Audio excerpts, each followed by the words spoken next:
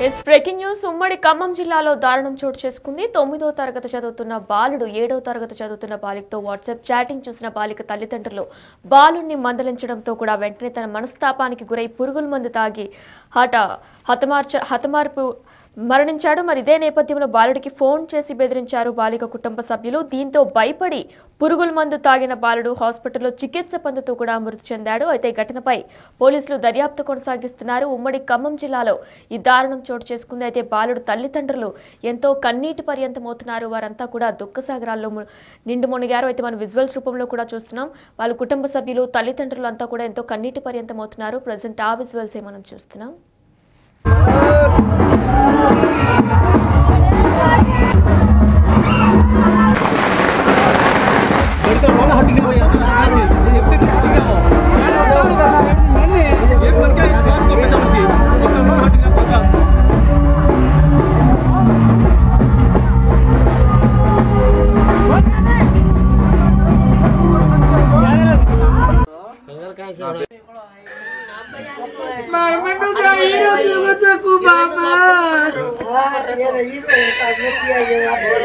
काय करू केलं साडा असं काय आलोच नाही ते साडा कुठा रे तू माणसानं कुठा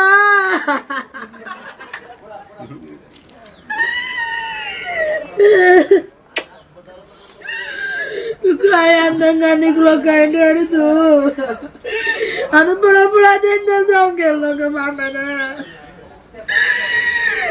आणि पुढा पुढा त्यांना जायचं केलं कोणी भाऊ माणसानं कुठं काय म्हटलं काय बापू खूप बोलू रे चल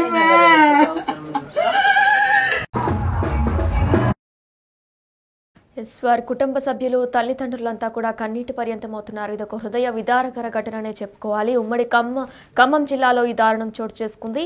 బాలుడు ప్రాణం తీసిన వాట్సాప్ చాటింగ్. అయితే చంచుపల్లి తాండాకు చెందిన 9వ తరగతి బాలుడు 7వ తరగతి బాలికతో వాట్సాప్ చాటింగ్ చూసి ఈ చాటింగ్ ని మొత్తం కూడా బాలిక తల్లిదండ్రులు గమనించి బాలుడిని మందలించడంతోనే తన మనస్తాపానికి గురై పురుగుల మందు తాగి కూడా మృతి చెందాడు. ఇక ఇదే నేపథ్యంలో కుటుంబ సభ్యులు తల్లిదండ్రులంతా కూడా కన్నీటి పర్యంతమవుతున్నారు. అయితే ఈ నేపథ్యంలోనే చనిపోయిన బాలుడు మేనమామ కూడా మాట్లాడారు మీడియాతో. దీంతో పాటు పోలీసులు కూడా మాట్లాడారు. అదొకసారి ఇప్పుడు చూద్దాం. నా పేరు భానోత్ బాలాజీ, మాది చుంచుపల్లి తండా, కొత్తగూడెం జిల్లా. మనోజ్ కుమార్ నా మేనలుడు అవుతాడు. పక్కన కూర్చున్నది తండ్రి బదావత్ రమేష్. అయితే 9వ తరగతి చదువుతున్న మనోజ్ కుమార్ అదే తండాకు చెందిన ముఖ్య పల్లవి ఒకే ఆటోలో రోజు స్కూల్కి వెళ్తూ వస్తూ చాలా కలివిడిగా ఉన్నారు. ఈ విషయం మీద వాళ్ళ తల్లిదండ్రులు తెలుసుకొని ఫోన్ చేయడం జరిగింది. ఫోన్లో మందలించడం జరిగింది అబ్బాయిని. ఈ విషయం తెలుసుకున్న మనోజ్ కుమార్ భయపడి గడ్డి మంది తాగిండు. ఇది తాగిన విషయం రమేష్ వాళ్ళ తండ్రి తెలుసుకొని హాస్పిటల్కి చేర్చడం జరిగింది. ఆ హాస్పిటల్లో 100% మేము ట్రై చేసినా మాకు మా అబ్బాయి దక్కలేదు. ఈ విషయం తెలుసుకొని మేము చుంచుపల్లి స్టేషన్లో కేసు నమోదు చేయడం జరిగింది. ఎఫ్ఐఆర్ బుక్ చేశారు ఎస్ఐ గారు. ఇది తెలుసుకొని ట్రై చేసాం 100% కానీ మాకు దక్కలేదు. గరాతని కేంద్ర మానవులు దాడిపోయిందో డాక్టర్ వద్దన్నా అప్పుడు చెప్పినాము అనుకోతో అర్థం. ఎంత కష్టపడ్డా కానీ హాస్పిటల్లో ఫలితం లేకుండా పోయింది. మా అబ్బాయి మాకు లేకుండా పోయిండు. ఈ బాధను ఎవరు తట్టుకోలేరు, ఎవరు తీర్చలేరు. తల్లిదండ్రులది కడుపు కోత మిగిలిపోయింది. మాకు ఎవరిని ఆశ్రయించాలో తెలీదు, ఏం చేయాలో కూడా మాకు పాలుపోవట్లేదు. ఏదున్నా పెద్ద మనుషులు ఊర్లో ప్రజలు తెలుసుకోవాలి. నేను ఎం రవికుమార్ ఎస్హెచ్ఓ చుంచుపల్లిగా డ్యూటీ చేస్తున్నాను. నిన్న సోమవారం ఉదయం 11 గంటలకు ఒక కంప్లైంట్ వచ్చింది. ఆ కంప్లైంట్లో ఏముందని చూడగా శనివారం నైటు తన కొడుకు వాంతులు చేసుకుండగా ఆ వాంతుల దగ్గరికి మేము వెళ్ళి చూడగా మా కొడుకుని చూడగా అక్కడ వాసన వస్తుంది. ఏమిరా ఈ వాసన అని అడగగా నేను పురుగులు తాగినానని చెప్పినాడు.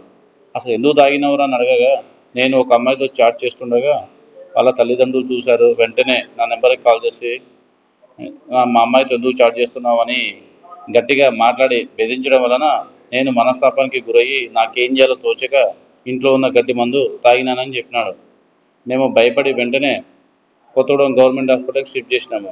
అక్కడ ఆరోగ్య పరిస్థితి విషమంగా ఉండని డాక్టర్లు చెప్పడంతో మేము వెంటనే ఖమ్మం కిమ్స్ ఆసుపత్రికి తీసుకెళ్ళాము. ఆదివారం నైట్ 9:30 చనిపోయినాడు. ఈ విషయాన్ని మేము నైట్ కావడం వలన పోలీసులకి ఇన్ఫర్మేషన్ ఇవ్వలేదు. ఇప్పుడు వచ్చి కంప్లైంట్ చేస్తున్నాము. కావున మా పిటిషన్పై న్యాయం చేసి విచారణ చేసి న్యాయం చేయగలని కోరుచున్నాము. రైట్, ఇక ఇదే అంశంపై మరింత సమాచారం మా ప్రతినిధి భాస్కర్ లైవ్ లో అందిస్తారు.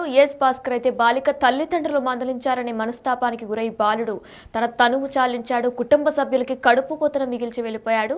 డీటెయిల్స్ ఏంటి?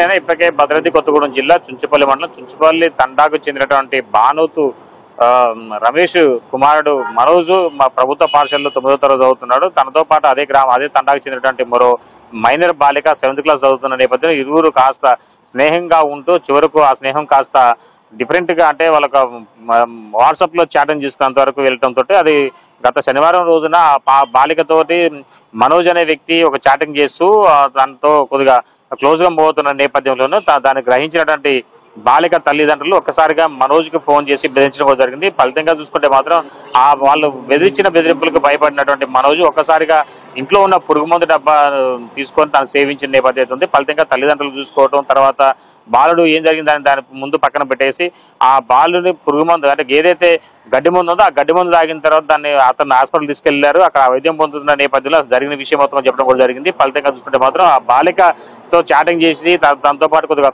క్లోజ్ గా పోవటం వల్ల వాళ్ళ పేరెంట్స్ బెదిరించారనే ఒక చెప్పిన నేపథ్యంలోనూ తల్లిదండ్రులు కూడా ఒకసారిగా ఆందోళనకు గురైపోయిన నేపథ్యం అవుతుంది. ఫలితంగా ఈలోపు మనోజ్ పరిస్థితి కూడా విషాదకరమైన ఘటన చోటు చేసుకుంది. ఫలితంగా అతను ప్రాణాలు కూడా కోల్పోయే పరిస్థితి ఎదురైంది. అయితే దీనికి సంబంధించి చాలా వరకు కూడా ప్రభుత్వ పాఠశాలలో కావచ్చు, చాలా వరకు కూడా పిల్లగాళ్ళు మొబైల్ కు ఆకర్షితులు కావడం వలన కూడా ఎదిగే కొడుకు ఒక్కసారిగా కన్నుబీయడంతో కూడా కడుపు కోత మిగిల్చిందని చెప్పుకోవచ్చు. ఒక విషయం తెలిసి తెలియని వయసులోని ప్రేమ వ్యవహారాలు లేదా ఇలాంటి మొబైల్ చాటింగ్లతోటి యువత మొత్తం కూడా ఖరాబ్ అయిపోతుందంటూ కూడా అక్కడున్న తండవాసులు కూడా కన్నురు మున్నురేదిన ఘటన అయితే ఉన్నది. మొత్తానికైతే ఒక బాలిక తల్లిదండ్రుల యొక్క బెదిరింపులకు ఒక్కసారిగా కలత చెందినటువంటి బాలుడు కూడా ఇద్దరు మైనర్లు కావడంతో కూడా ఈ యొక్క ఘటనకు సంబంధించి ఒక పోలీసులు కావచ్చు, మరో పేరెంట్స్ కావచ్చు, ఇరువురు వైపు వాళ్ళు తల్లిదండ్రులు కూడా ఒక ఈ ఘటనకు సంబంధించి తెలుసుకున్న తర్వాత ఒకసారి ఆందోళన వ్యక్తం అయిందనే పరిస్థితి. ఎందుకంటే ఇద్దరు కూడా ఒకటే గ్రామస్తులు, ఒకటే తండా చెందిన వాళ్ళు కనుక ఒకే సమాచారం చెందిన నేతలు కావడంతో కూడా బంధుత్వం ఉన్నా సరే చివరకు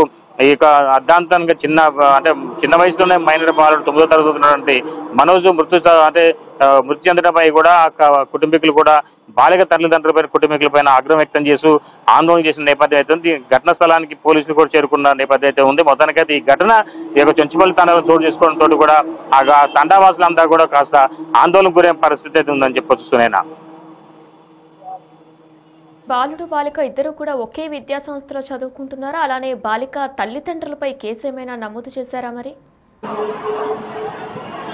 బాధితుడు మృతుడి యొక్క తల్లిదండ్రుల ఫిర్యాదు మేరకు బాలిక తల్లిదండ్రులపై కూడా కేసు నమోదు చేశారు. కానీ గ్రామస్తులు మాత్రం దీనికి జరిగిన ఘటనకు సంబంధించి చాలా వరకు కూడా ఒక పెద్ద మనుషుల సమక్షంలో పంచాయతీ పెట్టుకునేందుకు కూడా కొద్దిగా సమయం పడినట్టు తెలుస్తా ఉంది. బయట మాట్లాడుకుని వస్తాము, తర్వాత అంటే దానికి సంబంధించి కేసు పూర్వపర వివరాలు తర్వాత చూడొచ్చు అనే యొక్క నేపంతో ఉన్న గ్రామస్తులు తాండావాసుల పెద్దలు కూడా కుల పెద్దలు కావచ్చు వాళ్ళంతా కూడా రంగప్రవేశం చేసి ఇక ఘటనకు సంబంధించి బాధ్యులపై చర్యలతో పాటుగా మరి కుటుంబానికి నష్టపరిహారం అందించే విధంగా కూడా చర్యలు చేపట్టినట్టు తెలుస్తా ఉంది. ప్రస్తుతనైనా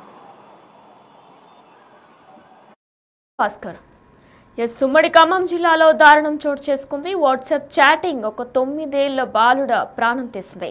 అయితే చంచుపల్లి తాండాకు చెందిన 9 ఏళ్ల బాలుడు మనోజ్ 7వ తరగతి బాలికతో వాట్సాప్ చాటింగ్ చూసిన బాలిక తల్లిదండ్రులు బాలుణ్ణి మనోజ్ ని మందలించడంతో తన మనస్తాపానికి గురై పురుగుల మందు తాగి మృతి చెందాడు. అయితే హాస్పిటల్లో చికిత్స పొందుతూ కూడా మృతి చెందినట్లు కూడా వైద్య అధికారులు నిర్ధారించారు. ఇక ఈ నేపథ్యంలో కూడా బాలిక తల్లిదండ్రులు మందలించారు అనే నేపథ్యంలోనే తను మనస్తాపానికి గురై మనోజ్ తల్లిదండ్రులకు ఒక కడుపు కోతను మిగిల్చి తను వెళ్ళిపోయాడు. మరి ఈ నేపథ్యంలో మనోజ్ తల్లిదండ్రులు, కుటుంబ సభ్యులు ఎంతో కన్నీటి పర్యంతమవుతున్నారు, కన్నీరు మున్నీరవుతున్నారు. వారంతా కూడా ఆ బాధని ఇంకా దిగమింగుకోలేకపోతున్నారు. అయితే మరి ఇదే నేపథ్యంలో బాలిక తల్లిదండ్రులపై కూడా ఇప్పటికే ఆ ఊరు ప్రజలందరూ కూడా బాలిక తల్లిదండ్రులపై తీవ్ర ఆగ్రహం వ్యక్తం చేస్తున్నారు.